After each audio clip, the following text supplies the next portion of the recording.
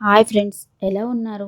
ఇవాళ వీడియోలో కొరమేను ఇగురు రెసిపీ ఎలా చేయాలో చూపిస్తాను ఫ్రెండ్స్. ఫస్ట్ స్టవ్ మీద కడాయి పెట్టి అందులో ఆయిల్ వేసి ఆయిల్ బాగా హీట్ అయ్యాక అందులో ఉల్లిపాయ పచ్చిమిర్చి పేస్ట్ వేయాలి. అది బాగా ఫ్రై అయ్యాక ముందుగా పసుపు ఉప్పు కారం వేసి మ్యారినేట్ చేసి పెట్టుకున్న కొరమేను ముక్కలు వేసి ఈ అవి కాస్త ఫ్రై అయ్యాక ఆ పీసెస్ని ఫ్లిప్ చేసుకోవాలి. అవి బాగా మగ్గాక అందులో ఒక గ్లాస్ వాటర్ వేయాలి.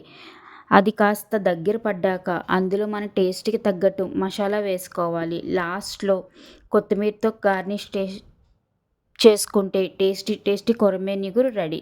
మీరు ఈ రెసిపీ ట్రై చేసి ఎలా వచ్చిందో కామెంట్ చేసి చెప్పండి ఫ్రెండ్స్. మీకు కనుక నా వీడియో నచ్చినట్లయితే లైక్ చేయండి, కామెంట్ చేయండి అండ్ నా ఛానల్ సబ్స్క్రైబ్ చేసుకోండి friends. Please friends. Bye friends.